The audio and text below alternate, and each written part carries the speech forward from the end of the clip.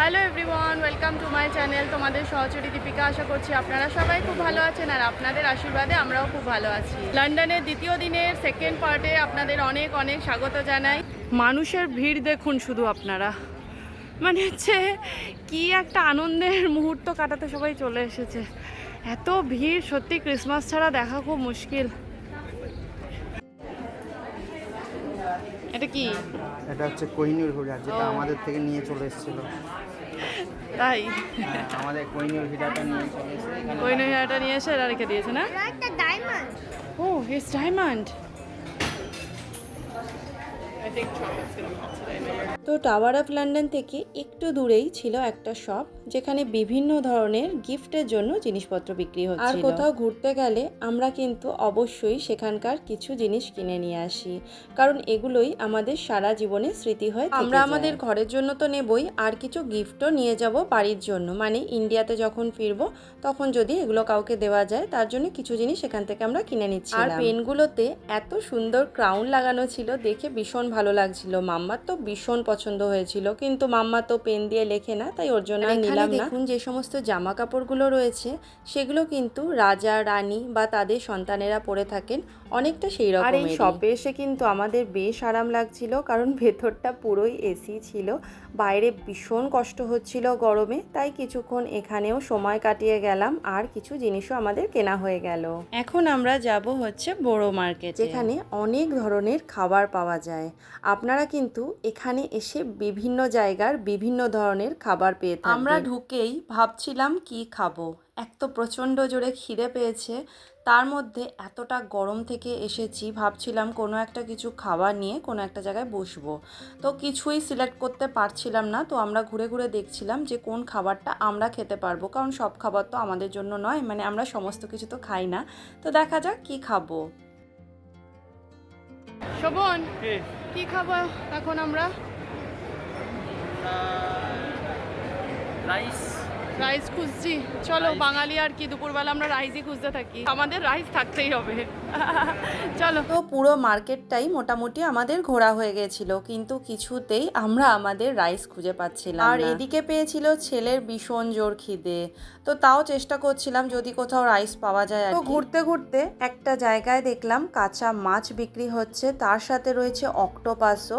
জানি না এগুলো কিভাবে খাবে, আমার তো জানা নেই, তবে এগুলো দেখতে কিন্তু ভীষণ ভালো লাগছিল। আর অধিকাংশ মাছের নামও কিন্তু আমি জানি না, গুনে কয়েকটা মাছের নামই কিন্তু আমার জানা রয়েছে। সব থেকে যেটা আমার ভালো লাগছিল সেটা হচ্ছে অক্টোপাস। অক্টোপাসটাকে রেখেছিল কিন্তু দারুণভাবে সাজিয়ে। খাবারের প্রচুর অপশান আছে, কিন্তু এত পরিমাণে খাবার যে আমরা কনফিউজ হয়ে যাচ্ছি যে কোন খাবার খাবো। প্রচুর অপশান আছে, তবে সব ধরনের খাবার আবার আমরা খাই না, তো আমাদের পছন্দের খাবার খেতে গেলে আমাদের প্রচুর ঘুরে ঘুরে দেখতে হবে। অনেকক্ষণ এদিক ওদিক রাইসটা খুঁজে বেড়ালাম, বাট কোথাও রাইসটা পেলাম না। তো আমরা এসেছি এখন চাইনিজ কিছু খাবো বলে।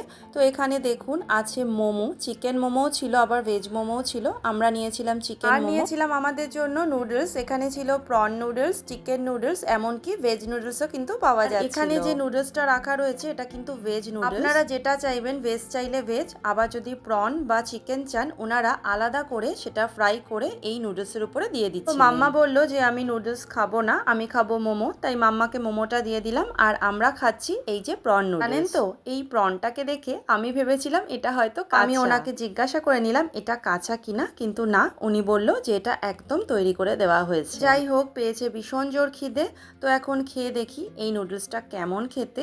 এটা কিন্তু ভীষণ ভালো খেতে, আর প্রনটাও কিন্তু ভীষণ জুসি। বিভিন্ন রকমের খাবার কিন্তু এখানে এসে আপনারা অবশ্যই ট্রাই করবেন, অনেক ধরনের খাবার রয়েছে। এইবারে আমরা ট্রাই করব হচ্ছে এই যে ধোসা।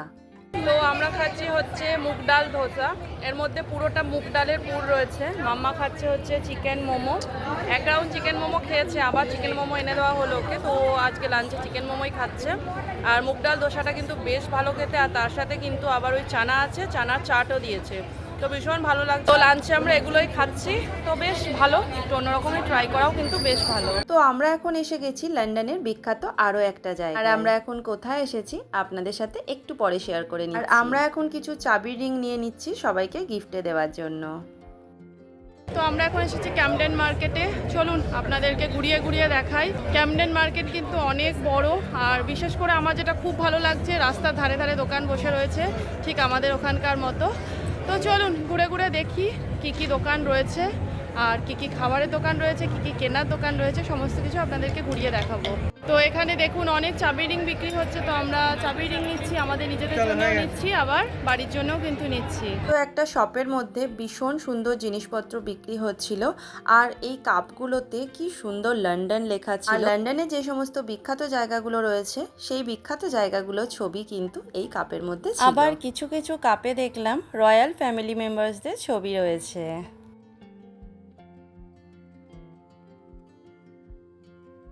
জানেন তো, এই মার্কেটে ঢোকার পরে আমি না ভুলেই গেছিলাম যে আমি ইউকের মাটিতে রয়েছি। মনে হচ্ছিল যেন আমি ইন্ডিয়াতেই রয়েছি। আপনারা দেখুন এই জিনিসগুলো এমনভাবে ঝোলানো রয়েছে যে আপনারা বুঝতেই পারবেন না যে এটা বিদেশ না আমাদের। একেবারে সেই গড়িয়াহাটে যেমনভাবে জামা কাপড় জিনিসপত্র রাখা হয় ঠিক তেমনভাবেই কিন্তু এইখানে রাখা হয়েছে। একটা যেটা আমার মজার বিষয় লাগছিল সেটা হচ্ছে দোকানের থেকে আমাদের ডাকা হচ্ছিল যাতে তাদের দোকান থেকে আমরা কিছু একটা কিনি। কি এখানে কিন্তু বার্গেনিং করারও সুযোগ ছিল, ঠিক যেমন আমরা গড়িয়াহাট আর নিউ মার্কেটে করে থাকি। মিলিয়ে আমার ভীষণ মজা হচ্ছিল।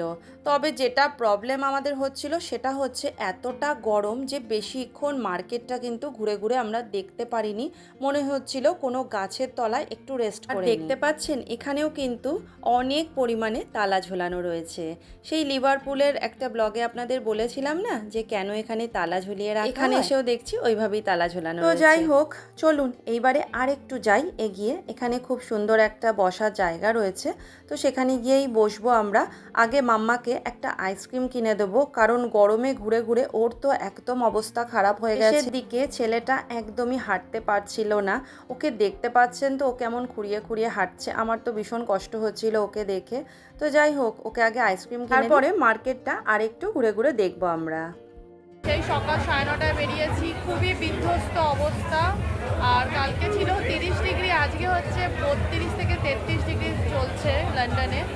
তো একদম পারছি না, তবুও ঘুরতে হবে, যেহেতু দুদিনের জন্য এসেছি। পুরোটা তো এক্সপ্লোর করতে কখনোই পারবো না, তবে যতটা পারছি এক্সপ্লোর করার অবশ্যই চেষ্টা করছি। আমাকে দেখে আপনারা বুঝতেই পারছেন আমার কি দুর্দশা। ছেলেটাও খুবই ক্লান্ত, ঘুমিয়ে পড়েছিল মাঝখানের দিকে। তো এখন এসেছি ওকে আইসক্রিম কিনে দিতে, অনেকক্ষণ ধরে বলছে প্রচণ্ড গরম লাগছে, আইসক্রিম খাবো। তো এখন আইসক্রিম খেতে বসেছে। মাম্মাই শুধু খাবে, আমি খাবো না, আমার গাটা ভীষণ বমি দিচ্ছে, আমার কিছুই খেতে ইচ্ছা করছে না এখন। আমি এখন শুধু একটু জল খাবো, খেয়ে একটু রেস্ট করবো। আর এই যে আইসক্রিমের দোকান, তো শোভন নিতে গেছে আইসক্রিম, দেখি কি নিয়ে আসে। এই যে নিয়ে এসছে শোভন আইসক্রিম। আর যেতে যেতে দেখলাম একটা দোকানে কলকাতার বিভিন্ন ধরনের খাবার দাবার বিক্রি করা হচ্ছে। এবার ভেবে দেখুন তো, বিদেশের মাটিতে যদি এমন কলকাতা লেখা কোনো দোকান থাকে তাহলে মনটা কি খুশিতে ভরে যায়। তো যাই হোক, এইবারে আমরা মার্কেটটা আরও একবার ঘুরে ঘুরে দেখব। এটা কিন্তু বিশাল বড় একটা মার্কেট, মানে সারাদিন যদি হাতে নিয়ে আসেন তাহলে কিন্তু আপনাদের সারাদিনটা কখন কেটে যাবে আপনারা বুঝতেই পারবেন না। তো অতিরিক্ত গরমের জন্য আমরা আর বেশিক্ষণ হাঁটতে পারছিলাম না, তো এখন আমরা যাব একটু। ক্যামডেন মার্কেট হলো লন্ডনের সবচেয়ে বিখ্যাত এবং প্রাণবন্ত গন্তব্যস্থল। উত্তর লন্ডনে এটা অবস্থিত। হাজারেরও বেশি দোকান, বিশ্বজুড়ে প্রচলিত স্ট্রিট ফুডের স্টল, বার, লাইভ মিউজিকের আয়োজন রয়েছে। আর এই মার্কেটে প্রবেশ মূল্য কিছু লাগে না। প্রতিদিন 10টা থেকে সন্ধ্যে 7টা অবধি এই মার্কেট খোলা থাকে। এখানে এসে আমার নিউ মার্কেট আর গড়িয়াহাটের থেকে কোনো কিছুতেই কম লাগছে না। খাবার দোকানে লোকেরা ডেকে ডেকে বলছে খান খান, যেভাবে আমাদের ঠিক ওখানে একজনের সাথে আরেকজনের কম্পিটিশন চলে যে এই খাও ওই খাও, তো সেই রকমের একটা ব্যাপার। তো আমরা এখন যাচ্ছি ক্যামডেন লক রিজেন্ট ক্যানালের দিকে। এখানে কিন্তু বোটে চড়ারও ব্যবস্থা রয়েছে, আপনারা বোটে চড়ে এই জায়গাটাকে পুরো এক্সপ্লোর করতে পারেন।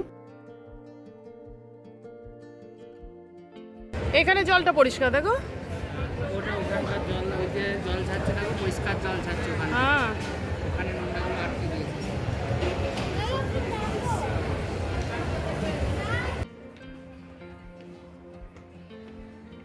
এই বোটটা মনে হয় ছাড়বে জানো সবার। হ্যাঁ, লোক কোথায়? লোক আছে ভেতরে? দেখাতে যাচ্ছে না। অনেকেই দেখছিলাম বোটে করে এই জায়গাটাকে এক্সপ্লোর করছে। আমরা আর বোটে উঠিনি, এই ক্যানালের পাশেই বসেছিলাম। এখানে বসে এই সুন্দর দৃশ্য উপভোগ করছিলাম আর তার সাথে দিচ্ছিল ঠান্ডা ঠান্ডা হাওয়া। সেটাও কিন্তু ভীষণ আরামদায়ক হয়ে উঠেছিল আমাদের কাছে। আপনারা বুঝতেই পারছেন কত মানুষ এখানে ভিড় জমিয়েছে একটু আরাম পাওয়ার জন্য, যা গরম তার থেকে একটু রেহাই পাওয়ার জন্য, কারণ এখানে কিন্তু ভীষণ সুন্দর হাওয়া দিচ্ছিল। আরেকদিকে দেখলাম একজন বক মশাই দাঁড়িয়ে দাঁড়িয়ে এদিক ওদিক যেন কি একটা দেখতো। আমি ভাবলাম ওনাকে একটু ভিডিও করে নিই, ওনাকেও আপনাদের সাথে একটু শেয়ার করে নিই। দেখুন আমি ভিডিও করছি, কোথাও যাচ্ছে না, একটুও নড়ছে না, একটা জায়গায় চুপ করে দাঁড়িয়ে রয়েছে। তো অনেকক্ষণ সময় কাটানোর পরে আমরা আবার চলে আসলাম একটু ঘোরার জন্য। আর এই শপটাতে ঢুকে দেখুন আমি কি দেখছি, এখানে সমস্ত কিছুই একদম আমাদের ওখানের দোকানের মতো। মানে আপনি ঠাকুর পুজো করার সমস্ত কিছু পেয়ে যাবেন। আর আমরা যে ধরনের জামা কাপড় পরে থাকি তেমনই ধরনের জামা কাপড় কিন্তু এখানে বিক্রি হচ্ছিল। সব মিলিয়ে মনে হচ্ছিল কোনো বাঙালি দোকানেই কিন্তু আমরা ঢুকে পড়েছি। জানেন তো, এই দোকান থেকে একটা মিষ্টি ধূপের গন্ধ বেরোচ্ছিল, ঠিক যেমন পুজো দেওয়ার পরে একটা মিষ্টি গন্ধ বেরোয় আমাদের ঘরবাড়ির থেকে, ঠিক। আর যেতে যেতে দেখলাম মেহেন্দির কোনও বিক্রি হচ্ছে, যার দাম হচ্ছে 1.99। আর এখানে দেখুন বিক্রি হচ্ছে চন্দন কাঠও। চকলেট নেবে? চকলেট ফ্লেভারটা ভালো হবে বলো, নাকি ম্যাঙ্গোটা ভালো হবে? বিদেশে আসার পরেই এই বাবল টি খাবার বহুদিন ধরে ইচ্ছা ছিল, যেটা আজকে পূরণ হলো। এটা কি খাচ্ছো? এটা হচ্ছে বাবল টি আর অনেকগুলো ফ্লেভার রয়েছে। আমি ম্যাঙ্গো ফ্লেভার বলেছিলাম, এটা দিয়েছে। এই যে বাবলগুলো হচ্ছে ম্যাঙ্গো ফ্লেভারের, আর যেটা মিল্ক বেস দিয়েছে সেটা কিন্তু চকলেটের। ভীষণ টেস্টি খেতে, আর মানে গরমে ঠান্ডা ঠান্ডা ঠান্ডা বাবল টি খাওয়ার মজাই আলাদা। তো আমার তো ভীষণ ভালো লাগছে, ফার্স্ট টাইম ট্রাই করলাম, ভীষণ টেস্টি খেতে। আমরা পিঙ্কস স্টেশনে বসে আছি আর এখন বাজে হচ্ছে 8টা। তো ফিরে গেছি আমরা, এখন হোটেল রুমে যাবো। এখানে এত সুন্দর হাওয়া দিচ্ছে, বসে বসে একটু হাওয়া খেয়ে নিচ্ছি। 10 মিনিট পর হোটেল রুমে যাবো, তারপর একটু ফ্রেশ হবো, তারপর ডিনারের জন্য বেরোবো। একটু রেস্ট করার পর বেরিয়ে পড়েছি ডিনার করার জন্য। তো কোন রেস্টুরেন্টে আমরা খাবো সেটা দেখে রেখেছে শোভন। এত সুন্দর আজকে হাওয়া দিচ্ছে, কালকে তো একটু ঘুমোর ছিল ওয়েদারটা, আজকে ভীষণ সুন্দর হাওয়া দিচ্ছে। বেরিয়ে না ভীষণ ভালো লাগছে। ভাবছি ডিনার করে, এই স্টেশন তো সামনেই, ভাবছি আধ ঘন্টা বসবো, দেখি শোভন কি বলে। তো আমরা এখন এসে গেছি জোয়া রেস্টুরেন্টে। তো শোভন দেখি কি অর্ডার করবে। কি খাবে? আজকে খুব ইচ্ছা করছে ল্যাম রোগান জোস নিতে, আর তার সাথে নিয়ে নাও পোলাও, আর চিকেন ললিপপ স্টার্টারে নাও, আর তার সাথে নিয়ে নাও নান।